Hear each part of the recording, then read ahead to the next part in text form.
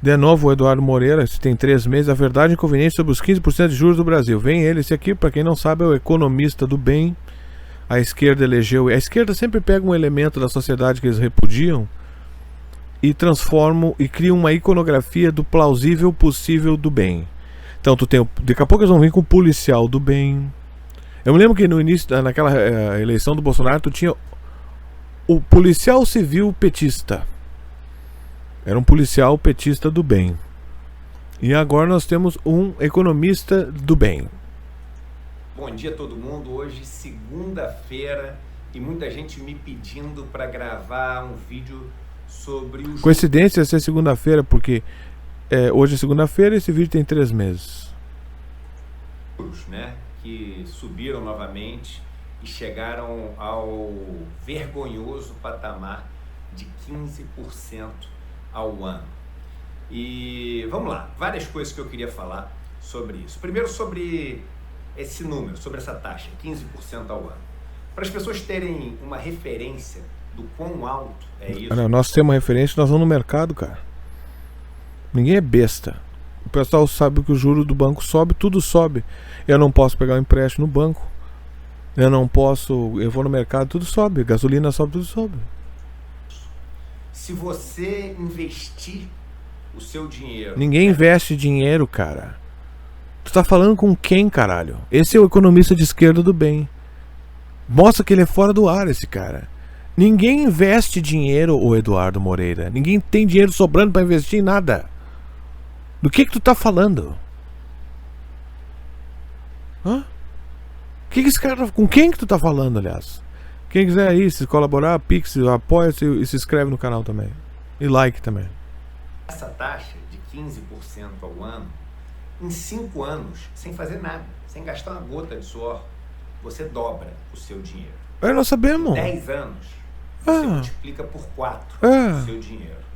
Em 20 anos... Tava fazendo, já entendi. Por que ficava dizendo isso?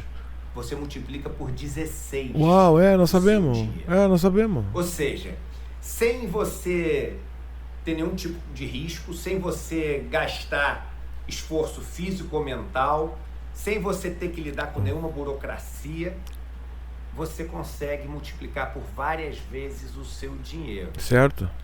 Se você tem Como é que tu faz dinheiro? Esse eu quero saber. Como é que o economista dentro do setup capitalista do demônio, como é que o capitalista de esquerda do bem do PT faz dinheiro, senhor capitalista do bem do PT, Eduardo Moreira? Como é que tu faz dinheiro sendo que o setup capitalista que tu tem acesso é o mesmo nosso? Como é que tu faz dinheiro? Dinheiro guardado, você acha que as pessoas vão escolher? Sabe que esse cara é o seguinte, vou dizer como é que esse cara existe, tá?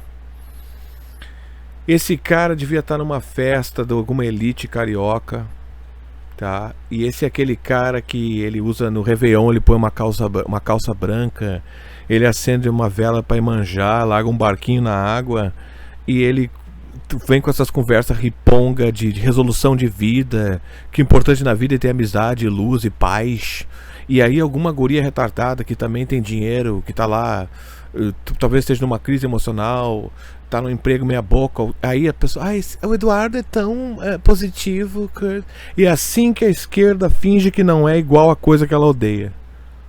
Tu tem uma puta sem noção do bem e da paz de esquerda que se encontra com um capitalista cheio do dinheiro do bem e da paz de esquerda. Ele, em ação prática, ele vive no mesmo mundo do demônio capitalista de direita, que também diz, eu tenho dinheiro, puta, gostou de mim? Eu gostei, você tem dinheiro, então tá, então vamos se juntar. É a mesma história. A esquerda, ela vive desses vernizes, e é por isso que não anda, porque tudo é farsa. São tudo a mesma pessoa. Tu não tem como. É que nem ser um vendedor de mísseis do bem. Tu não tem como ser um vendedor de foguete do bem. Não tem. Tu vende míssil que mata milhares de pessoas. Não existe uma versão do bem disso. Assim como não existe uma versão do bem do capitalista acionista, que é o que esse idiota é. Mas como ele é um aquariano, e eu já vi o signo dele, ele realmente deve acreditar nisso aí. Porque eu já conheci vários aquarianos que são idealistas e sem noção. Assim, não estou dizendo que todos são, mas tem vários assim que acreditam numa contradição que tá gritando na tua cara que não faz sentido nenhum. Investir abrindo um negócio, contratando gente, tentando desenvolver uma nova ideia, ou vão simplesmente botar o dinheiro no banco e esquecer negócio de trabalho e ficar ali, enfim, só vivendo de renda? A resposta é óbvia. Claro que as pessoas vão viver de renda. Isso é uma das coisas que mais atrai. Por quê? Porque o Elon Musk, todo mundo caga na cabeça. O Elon Musk faz foguete, pelo menos. Hoje, aliás, sonhei com o Elon Musk hoje, sem querer. Claro que eu não decidi sonhar com o Elon Musk. Sonhei que o Elon Musk estava bebendo vodka com o Elon Musk. Ele ficou bêbado, tive que largar ele na frente com um amigo dele lá. E ele tinha uma escrava sexual. E eu tive que proteger a guria de ser estuprada por 3 caras que apareceram no meio do sonho. Eu sonhei com o Elon Musk, sonhei isso. A guria, ele trouxe uma guria amarrada. E o que é essa guria? E aí eu tive que proteger ela de ser estuprada por 3 caras que no sonho as coisas surgem assim. E o sonho acabou. Mas eu acho que a guria não foi estuprada. Não enquanto eu tava sonhando. Do nosso país. Mas uma coisa que vocês não estão se perguntando é o seguinte: calma aí, Eduardo, se o dinheiro dobra, multiplica por 4, multiplica por 16, de onde está vindo esse dinheiro? Tá, mas quer ver, o Elon Musk, ele criou produtos verdadeiros. O capitalismo americano, ele funciona assim, ó. Os caras criam produto de verdade e mercado para esses produtos de verdade. Só que os acionistas querem mais, e mais, e mais. O que eles fazem? Eles inflam a importância do produto e eles vão no governo e dizem assim, ó, o negócio é o seguinte, ó, a China tá fazendo melhor, mais rápido, os estão vindo, estão chegando, vão dominar tudo, vai acabar o universo para salvar o mundo da maldita demoníaca AI chinesa. Me dá dinheiro. Aí quando eles lançaram o DeepSeek, a China mostrou, ó, eu consigo fazer o mesmo AI com menos recursos e menos dinheiro. Só que todos usam o chip da Nvidia, né? Então quando os caras ficam falando essas besteiras genéricas de economia, esses gacha, que todo mundo sabe. A pergunta que eu faço pra ti, senhor Eduardo Moreira, como é que a gente faz pra fabricar microchips sem a CIA destruir nossas enterprises aqui? Como é que eu, como governo, estabeleço uma relação de criação de microchips em uma relação com universitários que só estão preocupados com a transformação sexual, o direito dos negros? Como é que eu faço? Não que essas coisas não possam ter seus méritos, mas a prioridade que o pessoal dá a isso. Como é que eu faço? Né? O pessoal te mostrando imagens da Tarsila do Amaral. Isso aqui é uma bosta, isso. Não, isso é arte. Né? Não quero lhe falar. Eu conheço a música, já era. Não que todas as músicas fiquem velhas, mas não tem uma música nova. O pessoal da esquerda fossilizou num período específico, misturado com outras mutações que não tem sentido nenhum. Como é que eu faço uma indústria de microchips para eu fazer minhas placas de vídeo, para eu construir meus celulares, Eduardo? Tu tem um conjunto de ações belicosas e éticas concretas para estabelecermos essa relação de Estado, economia e segurança nacional? Porque aí que está tudo ligado. Se tu não tem essa análise, essa síntese, o que adianta eu saber dessas merdas que todo mundo sabe que tu está falando aqui? Pois é. Isso é a dívida pública. Que aumenta como uma bola de neve e acaba sequestrando todo o orçamento brasileiro. Hoje, mais ou menos metade. Tá, mas não. O que ele não ensina? Que vai ter dívida de qualquer forma. Não se trata... Se tu não destruir completamente o setup do Banco Central, vai ter dívida. De qualquer forma. Não importa se tu gasta bem, se tu gasta mal. Para imprimir dinheiro é dívida. A nota é dívida. O banco, tu compra dinheiro do banco. Não importa quanto dinheiro você compra, você sempre compra dinheiro do banco. Sempre vai ter juro, a não ser que tu tome o Banco Central e institua um novo sistema financeiro destituído da economia internacional, que é baseada na titularidade da dívida. Se tu não quebrar, como esses caras que não foram defender uma criança em Gaza vão fazer isso? O brasileiro não entende nisso aí. Se tu ameaçar com o conforto do brasileiro, ele surta. E um conforto miserável. Uma versão subdesenvolvida do terceiro mundo dos Estados Unidos. Se tu ameaça esse conforto do brasileiro, ele surta. Então o Eduardo Moreira, ele não oferece soluções e nem instiga soluções. Porque ele tem medo, ele quer ser bem visto. Quem quiser ser bem visto não resolverá nada. Metade do orçamento brasileiro vai para pagar juros e amortização. Nós sabemos disso. E aí é óbvio, não sobra nada para saúde, educação, para... Então fala que vai, usa teu microfone fim aqui e fala que vai ter dívida. Sempre. O sistema é baseado em dívida.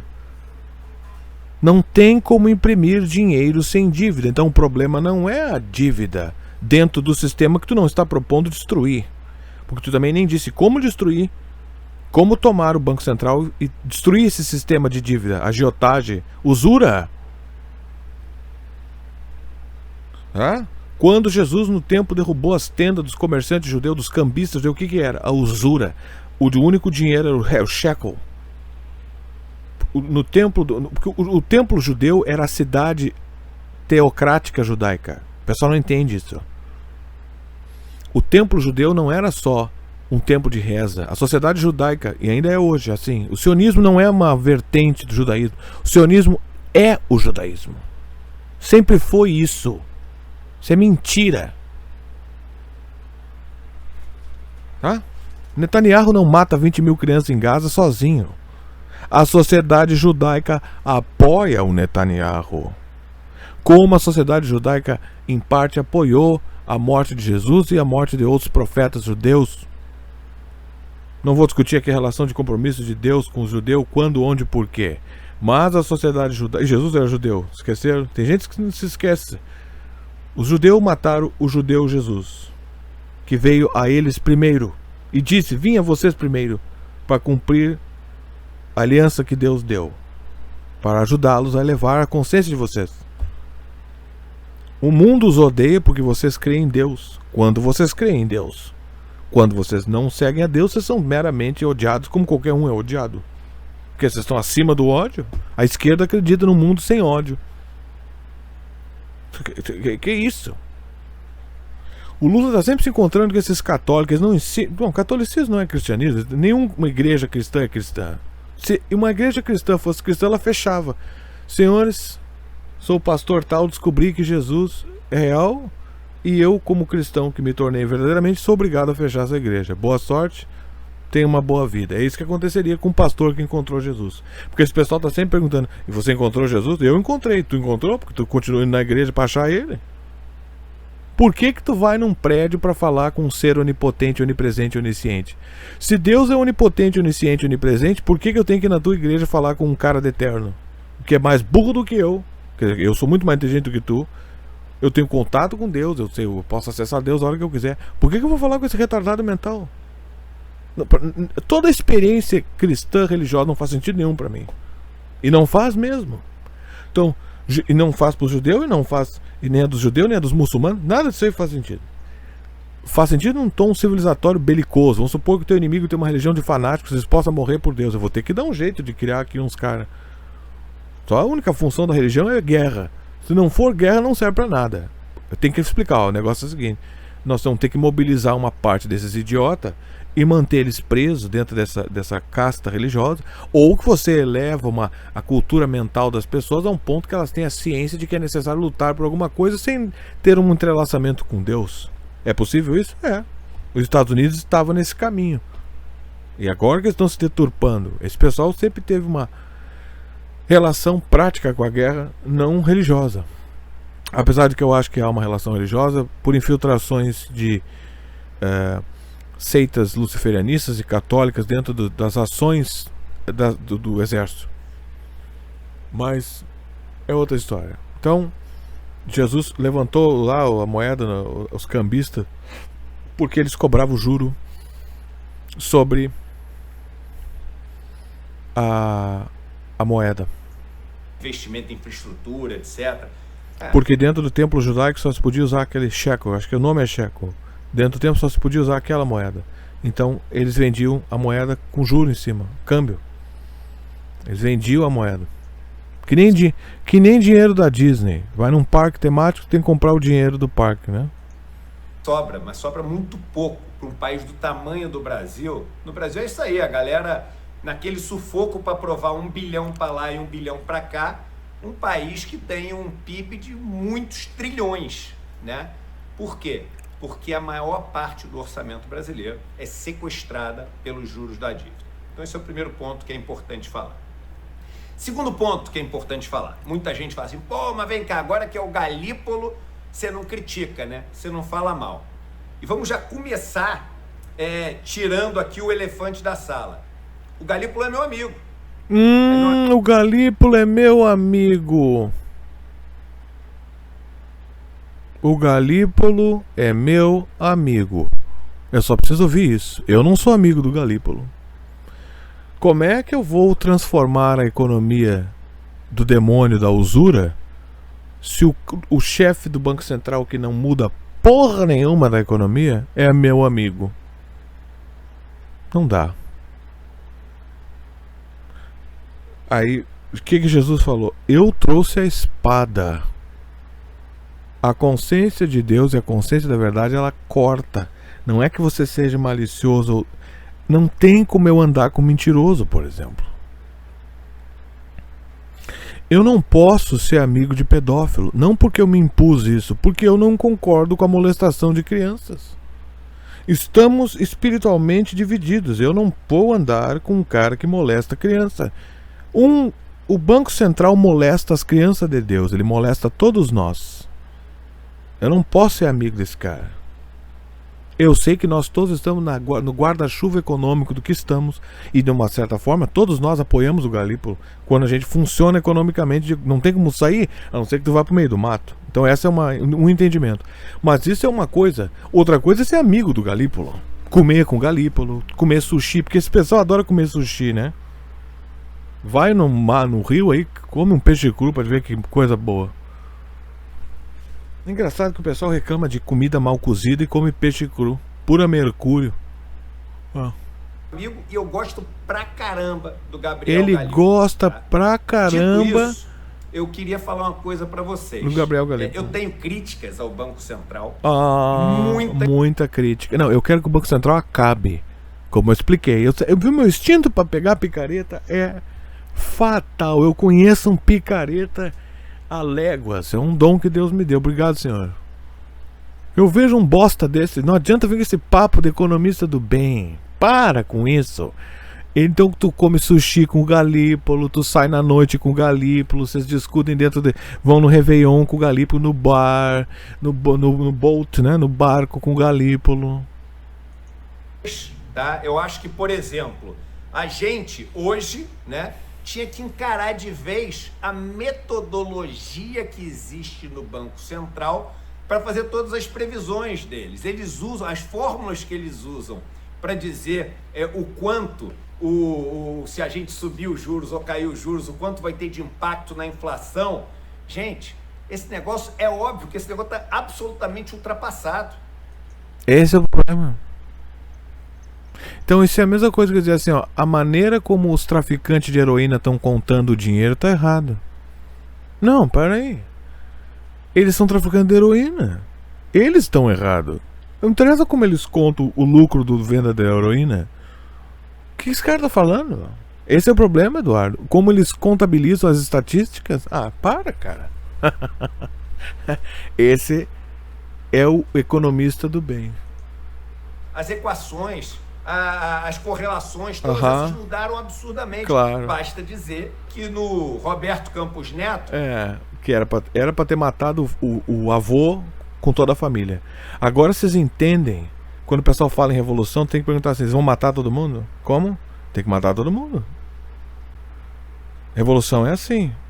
Tem que matar o pai, a mãe, o filho, o nenezinho. Morreu. Porque ele vai virar o neto. É uma dinastia. O poder é dinástico.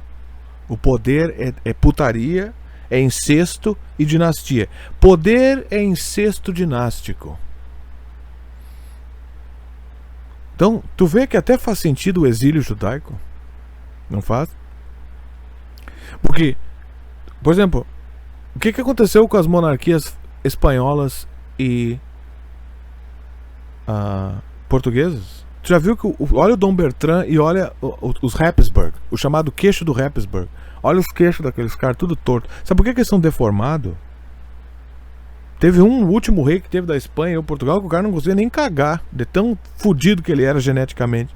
Por quê? Porque por causa do poder, eles trepam em círculo para não largar o osso. Eu não vou comer a buceta de uma mulher, meu filho não vai transar com uma mulher, que a herança não vai ser passada, o dinheiro, o cacete, porque eu lutei com espada no século XII por esse castelo, e o sangue vai apodrecendo. A ironia é que eles morrem tudo podre e sequelado. O que aconteceu depois com as revoluções maçônicas católicas é que esses sangues se espalharam um pouquinho mais, não muito. Eles aprenderam sobre genética. Então, o conhecimento científico genético vindo da revolução, da renascença, né, deu uma ciência a essas castas globais aí, e eles aprenderam que não dá para eles treparem em círculo. Eles vão ter que transar com as pessoas, aumentar o círculo da foda real. Não aumentaram muito, não. Então, a prosperidade capitalista pode ter sido uma mera necessidade genética. Pensem nisso. Você ouviu aqui primeiro. O cara fazia a previsão de que se os juros fossem para tanto, a inflação ia para 30%, para 20%. E obviamente nunca foi para os números onde tomar ele falava. Teu cu. E nos relatórios de inflação ele errava todas. E errava por muito. Então, assim, as equações do Banco Central estão erradas. Mas elas são importantes para manter o medo das pessoas. Mudou essa metodologia? Mudaram essas equações? Que eu saiba, nada. O Boletim Focus. A turma manipulou o Boletim Focus. Então esse cara, ele veio de picuinha e fofoquinha, o Boletim Focus, a taxa Fiscaflesk, o juro pós-Flisk. É a mesma ladainha do jornal que tem. A taxa de juros do ano passado subiu 25% em relação a juros do ano retrasado. A taxa foi economista da Facanda disse. É a mesma história. É a mesma ladainha que eu ouço desde 98. É a mesma porcaria. Botafogo venceu o Flamengo por 3 gols. Mesmo jornal. O jornal é o mesmo. Traficantes do Morro da Rocinha trocaram tiros com... É a mesma coisa. O que esse cara tá fazendo é uma versão do economista do bem do Jornal da Globo. Mercado, os bancos manipularam. Crime, uma vergonha. Vai chorar. Da mídia. Mudou a regra do negócio do Boletim Focus? Que eu saiba, nada. Então, assim, tem um monte de críticas que valem a pena fazer. E é tu que determina as críticas válidas e as que não são válidas? Eu não elegi tu o árbitro do que é válido criticar do Banco Central e o que não é. Não considerando que tu é amigo do Galípolo e tu te auto-elegeu o defensor paladino da economia da esquerda, eu não votei em ti. Um grupo que está sempre falando em democracia e povo.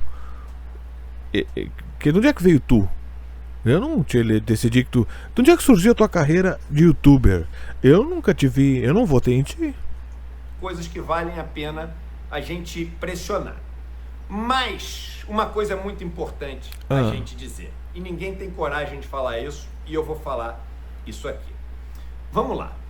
A verdade é que hoje, se a gente colocar qualquer pessoa no Banco Central e não mudar a lógica do nosso modelo econômico, não vai adiantar nada. Você pode botar quem você quiser de presidente do Banco Central. Sabe o que vai acontecer? O que vai acontecer é o seguinte: quando aumentar um pouquinho a inflação, o cara vai sair subindo juros. O dólar começou a esticar para cima, vai subir juros. A economia começou a voltar um pouco mais forte, vai subir juros. Por quê? Porque a lógica econômica hoje nos torna refém disso. Então, vamos lá. Quando o Galípolo assumiu o Banco Central, estava ali tu tem uma proposta para destruir, e não é só uma proposta narrativa. Uma organização de ação para isso? Não? Então qual é a diferença de tu e qualquer um falando da economia?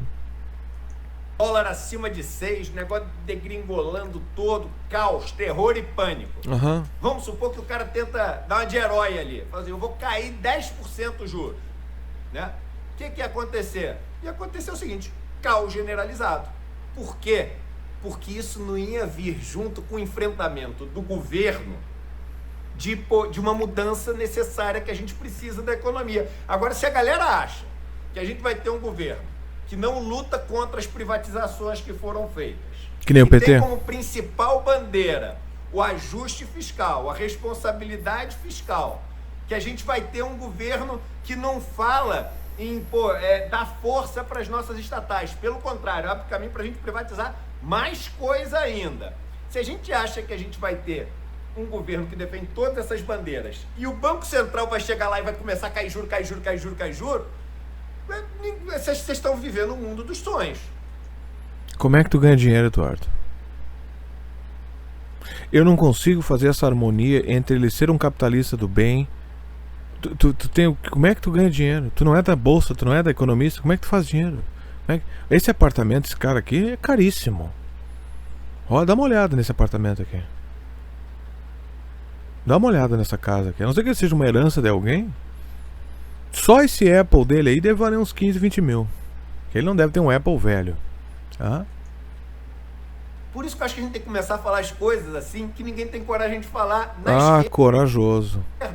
Então, por exemplo, eu, Eduardo, que está aqui o relatório, e eu vou botar para vocês aqui do lado da tela.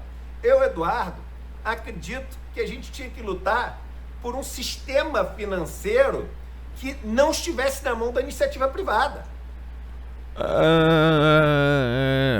Mas não importa se é privado ou estatal, importa qual é a unidade sintética de liderança, o que envolve uma relação de consciência e preposição. Por exemplo, qual é o objetivo de ser brasileiro?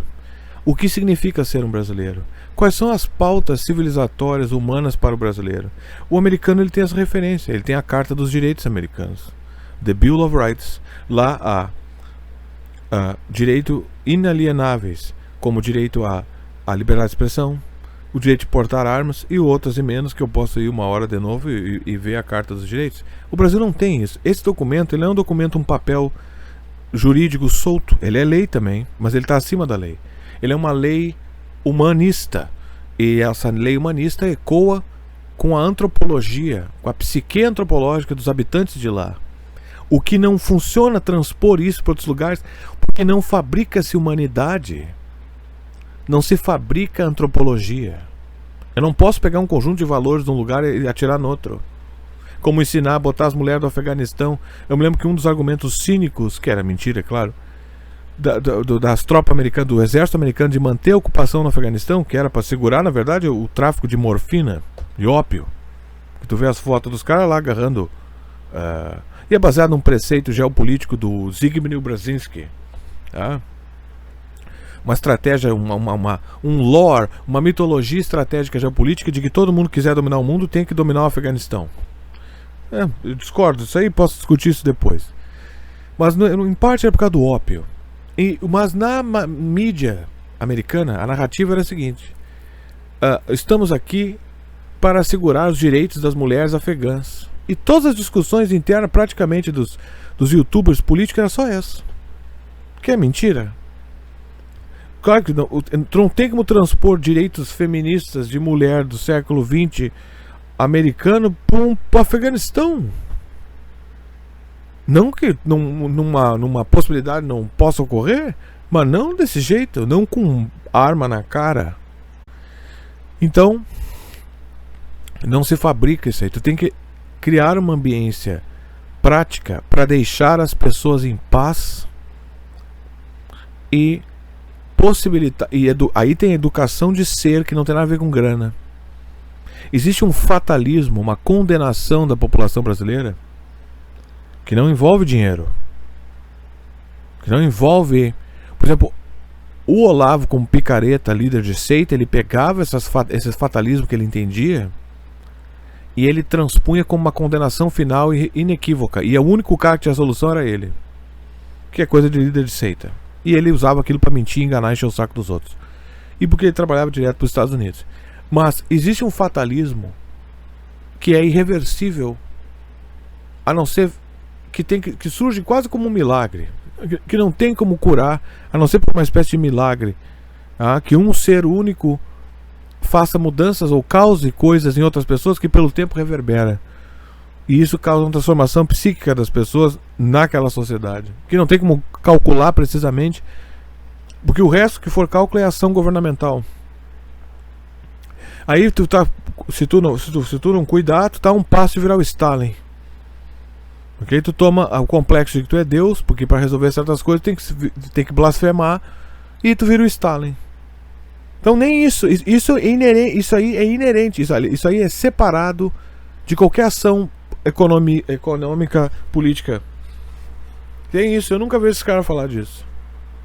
Porque a esquerda tem medo de ser racista, mas você tem medo da realidade. E aí que tu termina com o economista do bem que é amigo do Galípolo. É isso mesmo. O mercado financeiro, ele tinha que ser estatizado. Ah, Eduardo, aí você enlouqueceu. Deixa eu te contar uma coisa. Sabe quanto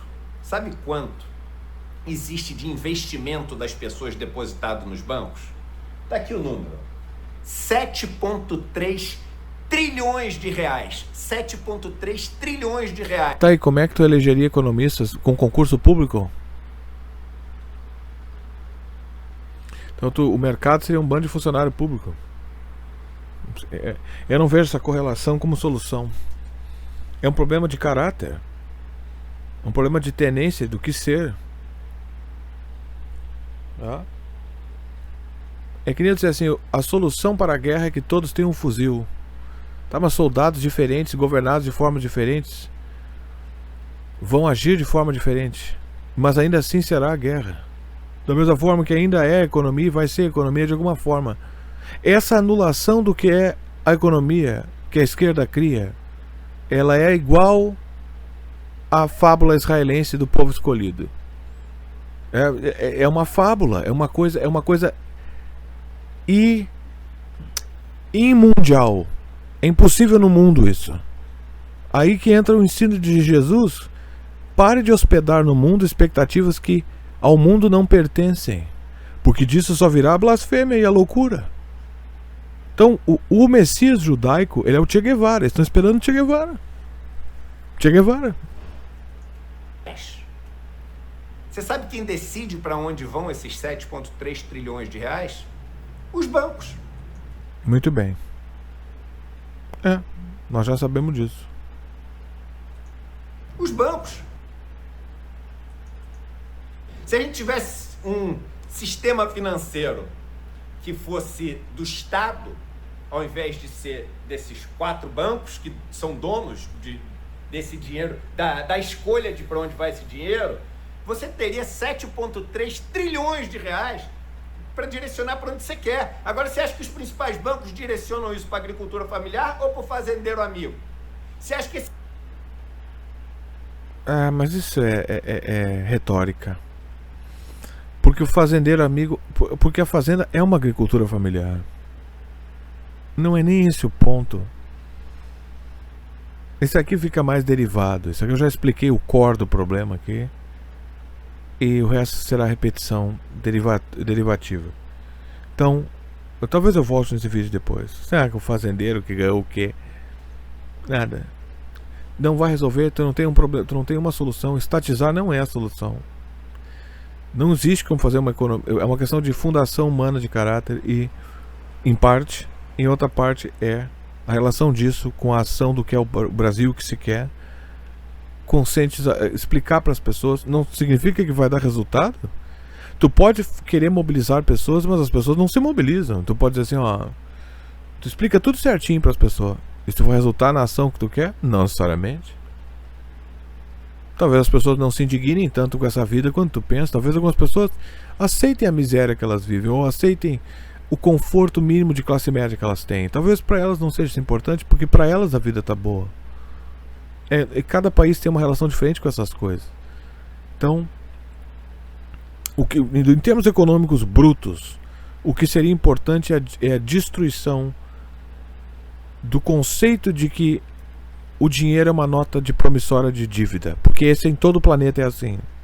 Não tem nada a ver com taxa de juros, porque esse é o setup do Brasil. Mas internacionalmente, a classe banqueira usou os Estados Unidos para impor esses bancos centrais através de banco de golpe de Estado, que é a famosa taxa de juros. E como toda economia é entrelaçada, mesmo países que têm um certo banco, uma independência no Banco Central, por devido a questões de caráter humano também, eles usa a usura, eles usam o juro, e toda nota de dívida do banco, toda nota é uma promissória de dívida. A especulação, essa coisa da especulação do mercado capitalista corporativo é meramente uma questão corporativa local. É o estado financeiro internacional da nota promissória de dívida. Esse é o problema. É isso aí.